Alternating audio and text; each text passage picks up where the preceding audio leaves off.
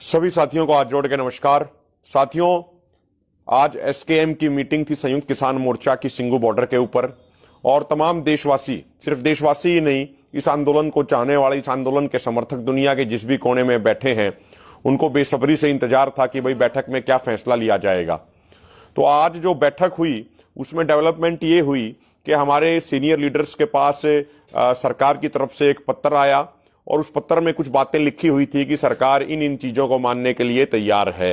उसके बाद जो सरकार की तरफ से पत्र आया, जो उसमें पॉइंट्स लिखे हुए थे, उन पॉइंट्स के ऊपर हमारे एसकेएम की बड़ी बैठक में लगभग 5 घंटे तक विस्तृत तरीके से चर्चा हुई। उसके हर पहलू की छानबीन की गई, उसको पूरे तरीके से उसको विचारा गया और उसके बाद ये फैसला लिया गया कि उसमें बहुत सारे ऐतराज हैं किसान संगठनों को, एसकेएम को, और वो जब तक ऐतराज दूर नहीं होते तब तक आंदोलन जारी रहेगा। और एसकेएम की कल एक बैठक बुलाई गई है दोपहर 2 बजे को। जब तक जो हमारी एसकेएम की जो 5 मेंबर की हमने कमेटी बनाई सरकार से डायलॉग करने के लिए, सरकार से वार्तालाप करने के लिए, तो उस कमेटी को ये अधिकार है, उसकी ये ड्यूटी है कि वो उन ऐतराजों को दूर कराने का प्रयास करे। यदि सरकार वो दूर करने के लिए कोई डायलॉग करती है तो हमारे 5 मेंबर डायलॉग कर सकते हैं। जो मेन बात थी वो ये थी कि जो सरकार कह रही है कि एमएसपी पे कमेटी बनाई जाएगी, उसमें सरकार ने ये लिखा था कि किसान संगठन यानी एसकेएम के भी प्रतिनिधि शामिल होंगे। इसका मतलब यह था कि अन्य किसान संगठनों के प्रतिनिधियों को भी वो शामिल करेंगे। इसमें उन्होंने लिखा केंद्र सरकार के प्रतिनिधि, राज्य सरकारों के प्रतिनिधि, कुछ एक्सपर्ट्स कह रहे हैं, और फिर उन्होंने कहा एसकेएम के भी किसान प्रतिनिधि शामिल होंगे, यानी वो और किसान संगठनों को शामिल करना चाहते हैं। तो उसमें हमें इस चीज की शंका है कि वो ऐसे किसान संगठनों को उसमें लाएंगे जो हमेशा से एमएसपी का विरोध करते रहे हैं, जो हमेशा से इन 3 कानूनों को अच्छे बताते रहे, जिनका विरोध एसकेएम कर रहा था। बहुत सारे ऐसे एक तथाकथित किसान नेता हैं जिनको कई जो संस्थान होते हैं, फिक्की जैसे संस्थान हैं, वो उनको एक किसान नेता के तौर पे प्रोजेक्ट करते हैं। असल में वो किसान नेता नहीं होते, वो कॉर्पोरेट कहीं ना कहीं या सरकार के ही एजेंट होते हैं। जैसे अभी कुछ दिन पहले एक व्यक्ति ने पीसी करके कहा कि यदि एमएसपी गारंटी कानून बना दिया तो देश दिवालिया हो जाएगा। ये वो व्यक्ति था जो उस कमेटी में था जो सुप्रीम कोर्ट ने बनाई थी कानूनों के ऊपर, जिस कमेटी का बायकॉट, जिस कमेटी का बहिष्कार संयुक्त किसान मोर्चा ने किया था जनवरी के महीने में।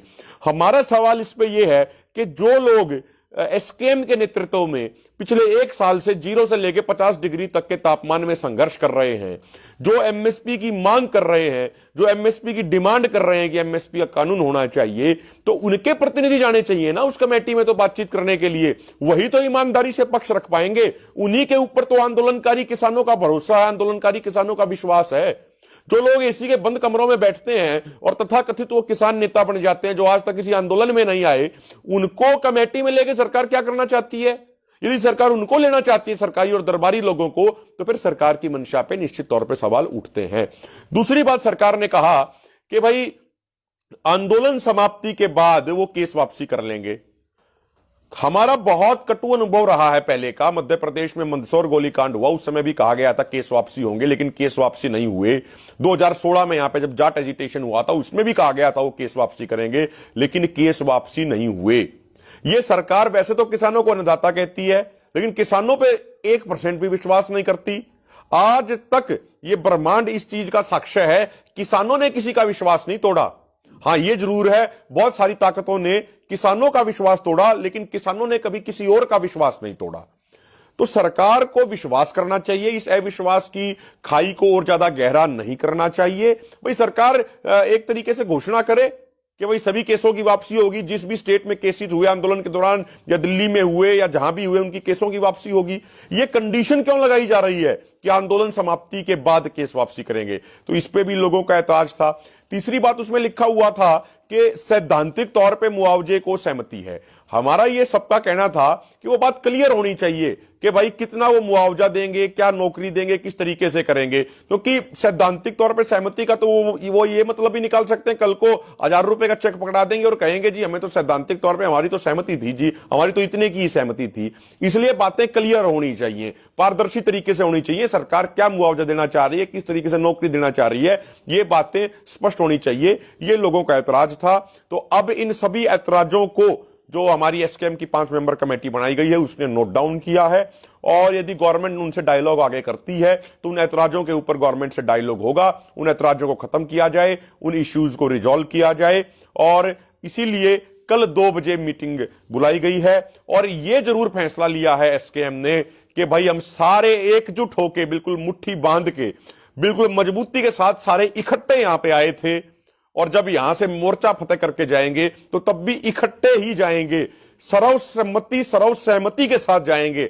हम बहुमत के साथ जाने वाले लोग नहीं हैं कि भाई 50 आदमी बैठे हैं तो 26 का बहुमत बना लिया और 24 की राय कुछ अलग हो। हम उस विचार के व्यक्ति नहीं हैं। आज तक एसकेएम जो गया है, एसकेएम ने हमेशा सर्वसम्मति से निर्णय लिए, सर्व सहमति से लिए हैं। ये हमारी परंपरा है, हमारा लोकतांत्रिक संगठन है एसकेएम। तो हम सर्व सहमति बना के, सर्वसम्मति बना के ही, जिस तरीके से इकट्ठे होकर यहां पे आए थे उसी तरीके से इकट्ठे होकर, एकजुट होकर यहां से जाएंगे, मोर्चा फतेह करके जाएंगे। किसी भी एक भी साथी को पीछे नहीं छोड़ा जाएगा। सब हमारे साथी हैं, सबको साथ लेके ही मोर्चा फतेह करके यहां से जाएंगे। और अब कल हमारी बैठक होगी, उसमें क्या चर्चा होती है वो चर्चा हम आपको बैठक के बाद आगे बताएंगे। आपने हमें सुना, बहुत बहुत धन्यवाद। जय जवान, जय किसान, जय भारत।